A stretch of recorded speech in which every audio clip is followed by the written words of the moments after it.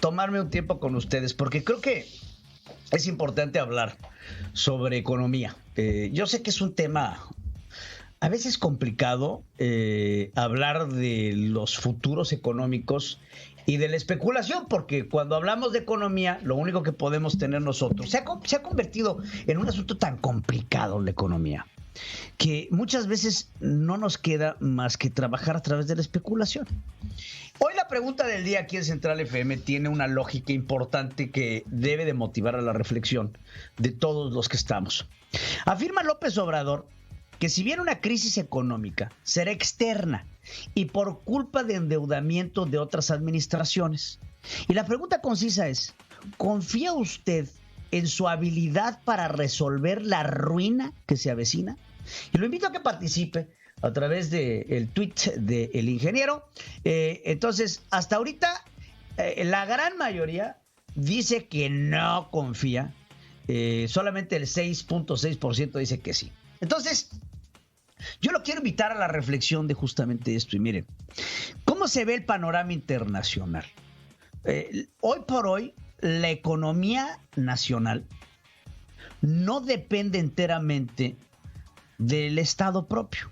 Hay factores externos que, como bien apunta López Obrador, tendrán injerencia sobre la economía interna de los países. ¿Por qué? Y es aquí en donde viene la forma diferente en la que piensa López Obrador y todos los demás. Entonces, si nosotros nos vamos para atrás, y me quiero echar con ustedes a 1980 inclusive. En 1980, el mundo que vivíamos no era y ni se acercaba a lo que es 40 años después. El mundo empieza a tener desde los 80s, 90s y 2000s un proceso de globalización importantísimo. Aunque ya existían organismos internacionales como la ONU o como la Comunidad Europea, todavía no existía la gran cantidad de tratados bilaterales de comercio, trilaterales, multilaterales que existen hoy en día. Y es así que con estos tratados que tienen aranceles prioritarios o mayor facilidad de transporte de mercancías, que el mundo se abre en lo que se conoce a nivel internacional como la aldea global.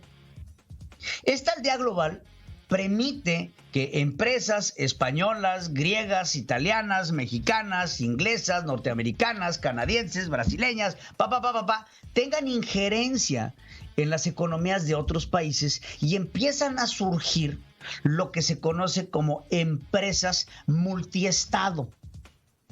¿Qué es una empresa multiestado, por ejemplo? General Motors, Walmart y estos grandes conglomerados de empresas que representan marcas a nivel mundial, que están en todos lados. Hablar de, por ejemplo, Nestlé, ¿no? Nestlé, por ejemplo, hace aguas. Estas aguas son de Nestlé. Y hablar de Kirkland, por ejemplo, es una empresa que hace también de muchas cosas. Y es así como los procesos económicos que no nos hemos acabado de recuperar y lo que está sucediendo en Europa le puede pegar a México o a Sudamérica por la injerencia de empresas españolas, italianas, francesas, portuguesas en territorio nacional, por ponerles un ejemplo. Vemos lo sucedido en Europa con la gran crisis económica que tuvieron antes de la pandemia, un año y medio antes de que sucediera la pandemia. Europa estaba pasando por un proceso económico tan complicado que Grecia, Italia, Francia, España y Portugal estaban en la ruina, solamente salvados por grupos importantes económicos en Europa, como lo puede ser, por ejemplo, Alemania y Suiza. ¿Qué pasa con México? México tiene una injerencia importantísima de los norteamericanos y la apuesta del presidente Andrés Manuel López Obrador radica en la bonanza económica norteamericana, porque esa bonanza económica norteamericana tendrá como escurriendo miel algo que caiga hacia los mexicanos producto de cosas importantes: la inversión extranjera directa, el Tratado de Libre Comercio y los migrantes en el exterior, que hoy por hoy representan el mayor ingreso nacional. ¿Qué puede pasar con México si México no toma previsiones para subsanar o para poder estar competitivamente con una demanda de bonanza económica en el norte y la imposibilidad de poderla satisfacer por la falta del apoyo gubernamental y las empresas quebradas que hay en México. Entonces Estados Unidos, que tendrá una bonanza económica como lo pone la Fed, tendrá una necesidad de que alguien le surta los productos que se van a vender o manufacturar en los Estados Unidos o en el sur del continente, haciendo de esto una cadena comercial económica. Si México no toma las previsiones para estar a la altura de las demandas que va a tener que satisfacer a los mercados externos, entonces México entrará en un problema de recesión grave al tener una quiebra constante de las empresas y una falta de inversión de capitales del exterior. ¿Cuál es la apuesta que se logra ver desde la tribuna de lo que está haciendo el gobierno de Andrés Manuel López Obrador? Es sacar los intereses norteamericanos y apostarle a los intereses chinos y rusos, porque las alianzas con China y Rusia son evidentes no nada más a nivel vacuna, sino al nivel diplomático internacional. Sin embargo, ¿qué le podemos ofrecer los mexicanos a los chinos que los chinos no tengan? Lo que sí le podemos ofrecer a los norteamericanos, que están ávidos de esa tercerización de consumos y de productos y de producción y de manufactura que podrán encontrar en México si México se pone las pilas y tiene la capacidad de respuesta. Porque si no la tiene, hacia el sur y hacia el oeste y hacia oriente van a encontrar una cantidad de oportunidades que, aunque lejanas, serán mucho más convenientes que estar poniendo dinero en un país que no da certidumbre jurídica. ¿Qué prefiero yo?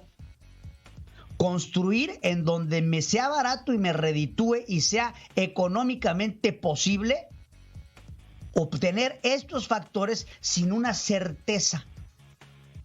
Y esa certeza genera tanto riesgo que las grandes empresas norteamericanas, europeas, asiáticas, rusas, póngale como le llame, van a preferir la certeza de sus activos sobre la inversión a un alto costo y un alto riesgo que podrá representar nuestro país.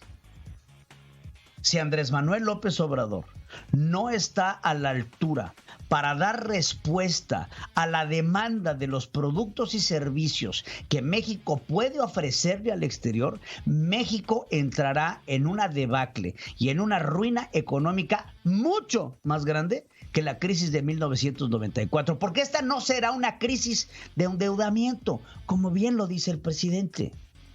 Esta será una crisis de escasez de manufactura, de incapacidad de acción. No estamos endeudados, pero no podemos hacer nada porque no tenemos lana.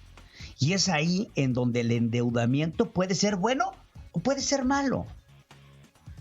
En estos momentos, México tenía una coyuntura de momento y forma en donde el endeudamiento nacional hubiese salido más conveniente que el no endeudarnos y tener una incapacidad de respuesta por no tener el capital suficiente para responder. Es tanto como tener la tierra arada y no querer invertir en semillas esperando que después de la lluvia nazca la caña de azúcar o el pastizal. Es una reverenda estupidez lo que está yendo el presidente de México. Estamos dejando ir los capitales por el capricho de un hombre que cree que las cosas van a brotar como los peces del mar.